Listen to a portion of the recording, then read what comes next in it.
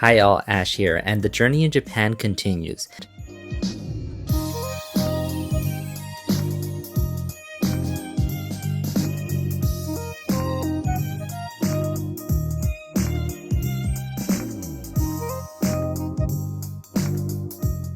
Once we finally got to what looks like the major station in Shimoda, we had to actually get to our hotel itself, which was at the top of a mountain. Thankfully, we were able to get a taxi pretty easily. Little did we know we could have gotten a shuttle, but that's for later. Anyways, this is the room that we ended up getting, and it's a traditional looking Japanese room. And oh boy, was this one definitely different. On top of that, it actually came with our own private onsen, which was really fun to experience, even though we had that gorgeous beach right in front of us. Which, speaking of, that's exactly why we were here in Shimoda in the first place.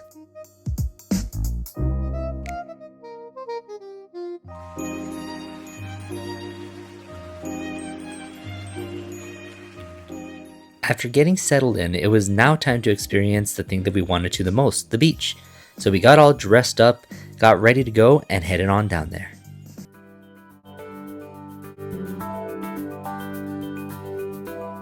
Tatadohama Beach was right at the foothill of our hotel, which is the reason that we got this hotel in the first place. The beach was gorgeous, and even though it was a cloudy day, it was still fun to experience it. Unfortunately, the water was a little bit on the colder side, but I'll let past version of me kind of tell you a little bit more about that. Although it's a little cloudy, it's still really pretty out here.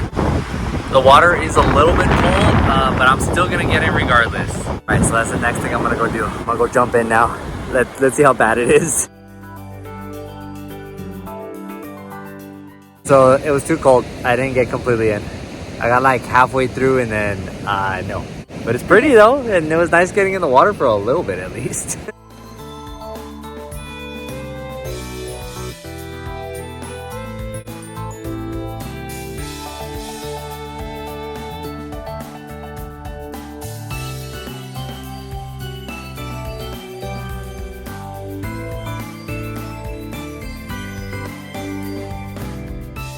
After spending a good amount of time at the beach, we were pretty tired, so we actually called it a day, went back up to the top of our room, and just rested basically. The next day we woke up and it was a very rainy day, so we couldn't spend more time at the beach itself. So we ended up going to Moss Burger, which is a burger chain that they have in Japan, although they also have hot dogs as you can tell. And this place was really tasty. Although it's on the cheaper end, it is definitely worth experiencing if you're in Japan.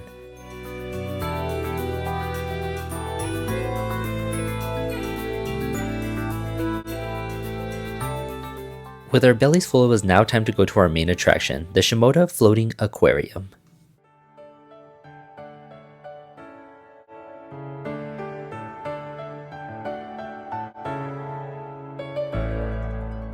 Here at the aquarium, there was a ton of different aquatic animals, which was a nice experience overall, although there are some negative sides to it, but I'll talk a little bit more about that later.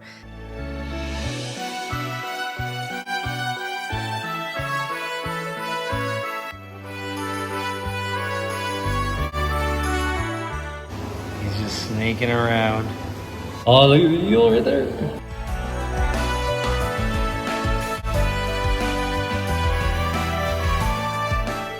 I don't know if they're actual sharks. Yeah, he's chilling here too.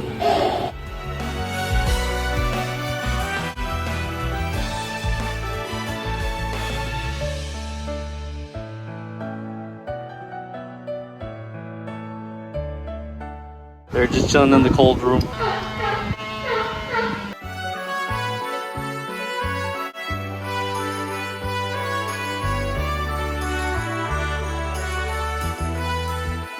Hell, they kind of like go in circles. They don't know how to drive.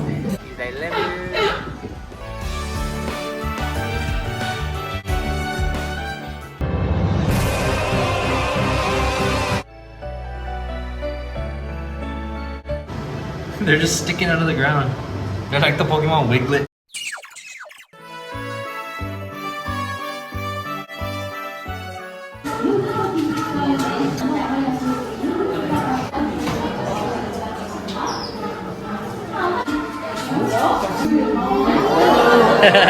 And then they go back for more food.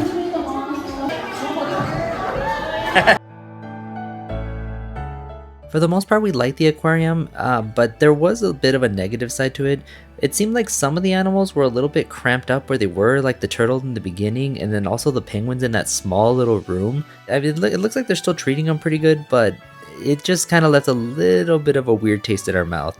Thankfully, a lot of the other animals did have a whole bunch of room, so that was more on the positive side. However, I thought I'd still mention it here. After that though, it was time to head on back, so that's actually what we did. I don't know what kind of taste that is. But that's it, guys. So thank you guys for watching today's Shimoda vlog. Tell me what you liked in the comments. Like, subscribe, you know the deal. And I'll see you guys in the next one. Ash out.